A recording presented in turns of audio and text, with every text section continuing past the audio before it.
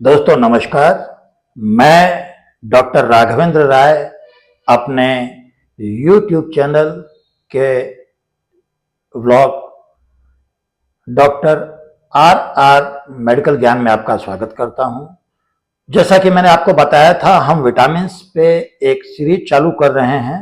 उस सीरीज के अगले अंक में मैं आपसे आज चर्चा करूंगा या अदर ब्रेनस्टॉर्मिंग करेंगे विटामिन ए पर।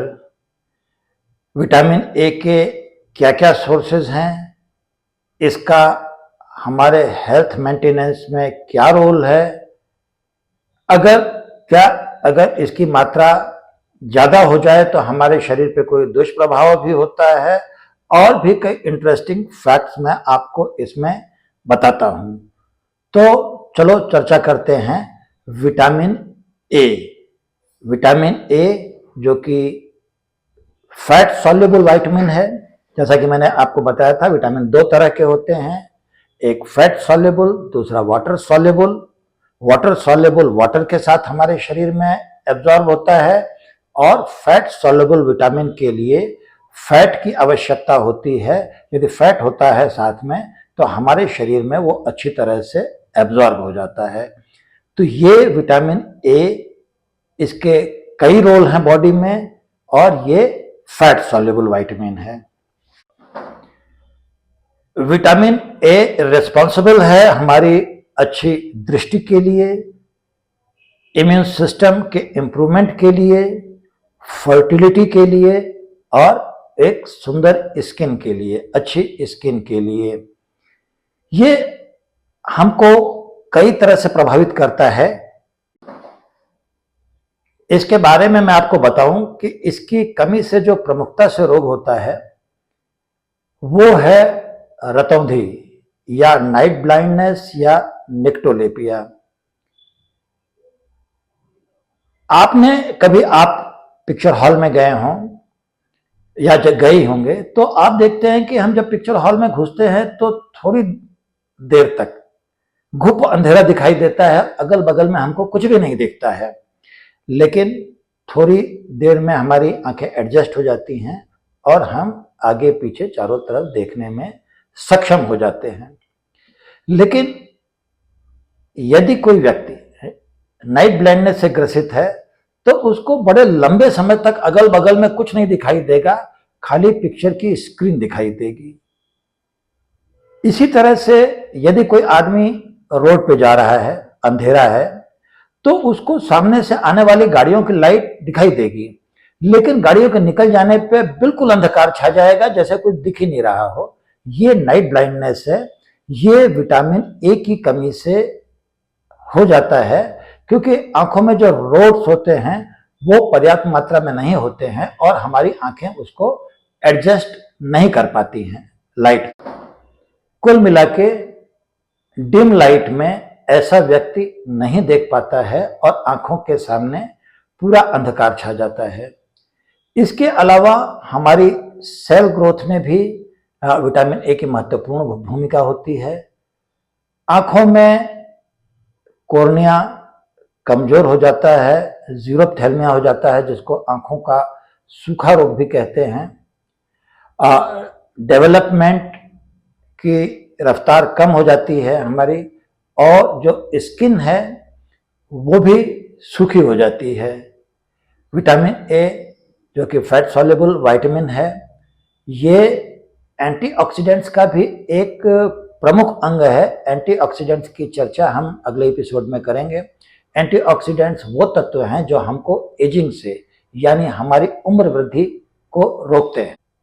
इम्यून सिस्टम या प्रतिरक्षा प्रणाली का भी प्रमुख स्रोत होता है विटामिन ए। और इसके अलावा जो स्किन ड्राई हो जाती है, विटामिन ए की कमी से स्किन ड्राई भी हो जाती है। बच्चों में इसकी कमी हो जाए तो बच्चों के मस्तिष्क पर भी इसका प्रभाव पड़ता है।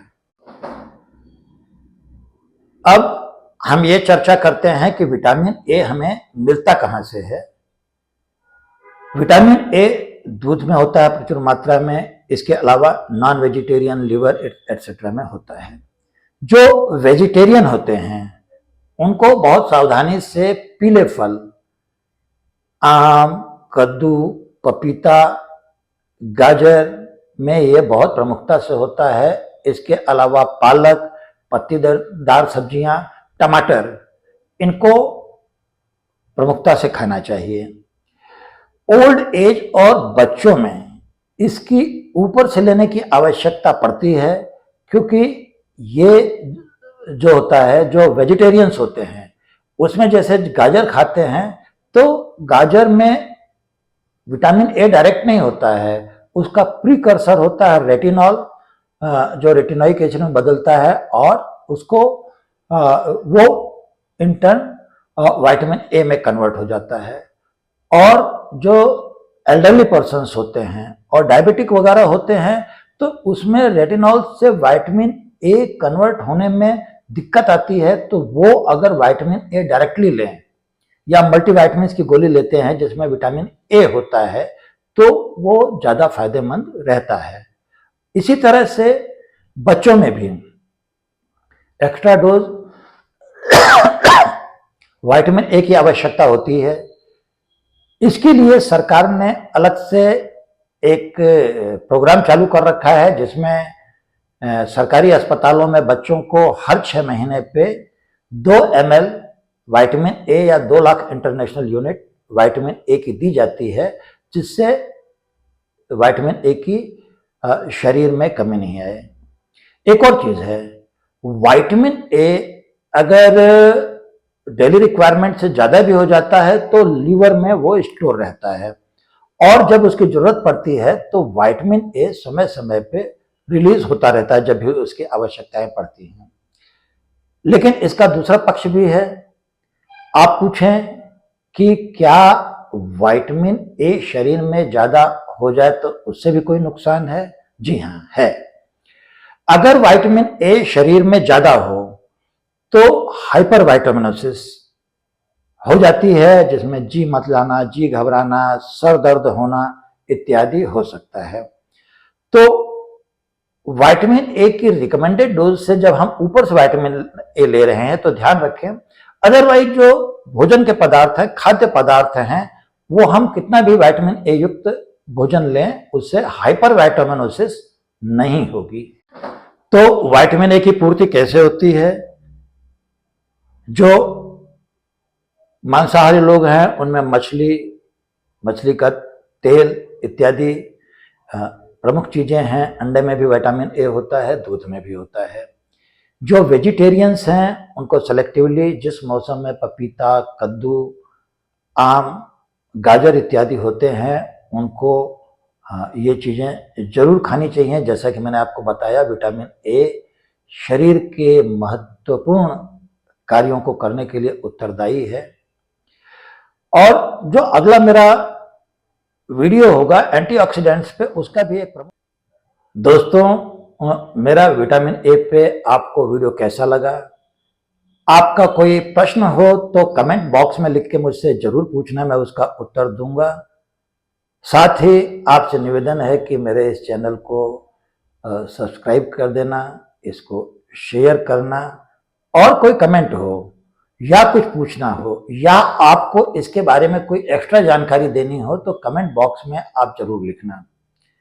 और मेरी इस सीरीज को आप देखते रहना, जो कि विटामिन के बारे में है। विटामिन बी कॉम्प्लेक्स में चालू करूंगा, उसके पहले मैं मेरा एक अगला वीडियो जो होगा एंटीऑक्सीडेंट्स पे होगा, क्योंकि एंटीऑक्सीडेंट्स में कई तरह के विटामिन्स और मिनरल्स होते हैं जो कि हमारे लाइफ को प्रोलॉन्ग करने में, हमें सुंदर बनाने में, हमें हमारी उम्र को कम करने में सहायक होते हैं। तो अगला वीडियो भी आप मत देखना। इस वीडियो को आपने यहाँ तक देखा, इसके लिए आपको बहुत बहुत धन्यवाद। Thank you very much.